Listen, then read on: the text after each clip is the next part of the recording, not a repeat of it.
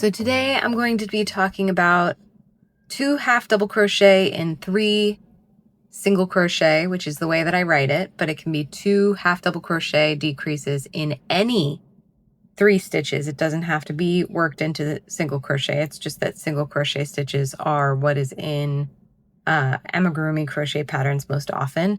So again, that's 2 half double crochet decreases in 3 single crochet. I have another video on half double crochet decreases, but I'm going to go over them ever so slightly again. There are 2 ways to work a half double crochet decrease that I know of and include in my glossary. There's one that sort of conserves on loops and one that has extra loops on the hook. More on that background in the half double crochet decrease video. For now, I'm going to yarn over, insert my hook into the next available stitch, yarn over, pull up.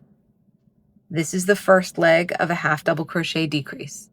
Then I'm going to yarn over, insert the hook into the next available stitch, yarn over, and pull up.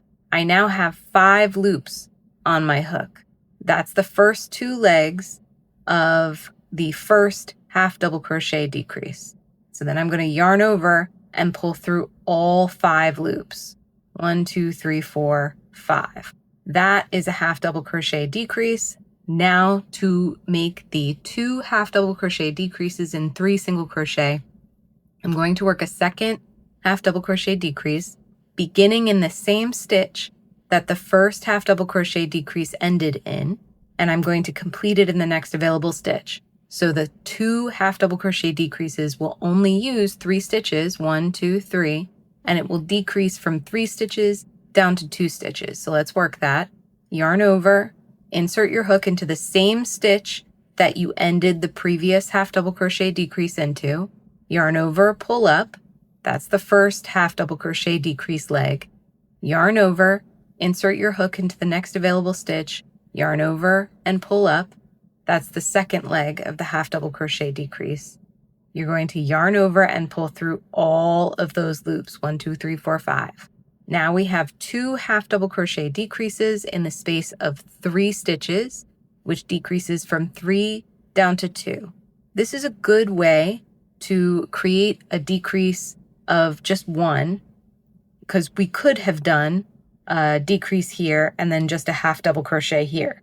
But because of the way that amigurumi works, we want the stitches to be tight enough not to show fiber fill through the stitches, through the spaces in the stitch work.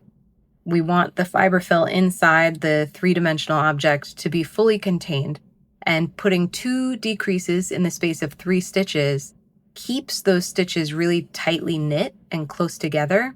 And using half double crochet decreases instead of single crochet decreases means that those decreases can be a little taller, which might be helpful in some shaping scenarios. So again, we're going to work another 2 half double crochet decrease and 3 single crochet stitch. This is always defined in my glossary when I ask you to use it. I'm just hoping that this video demonstration is useful. So we yarn over, insert the hook into the next available stitch, yarn over and pull up. That's the first leg. Yarn over, insert the hook into the next available stitch, yarn over and pull up, yarn over and pull through all 5 loops. That's the first half double crochet decrease. Then we're going to yarn over, insert the hook into the same stitch that the first half double crochet decrease ended into, yarn over and pull up, yarn over, insert the hook into the next available stitch, yarn over and pull up, yarn over and pull through all 5 loops. So again, that works 2 half double crochet decreases in the space of 3 stitches instead of 4, which it would normally use.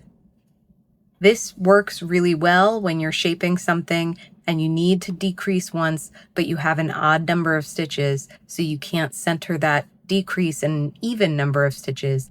You can center a 2 decrease in 3 single crochet stitch, or a 2 half double crochet decrease in 3 single crochet stitch in a set of odd numbered stitches. So I hope that helps.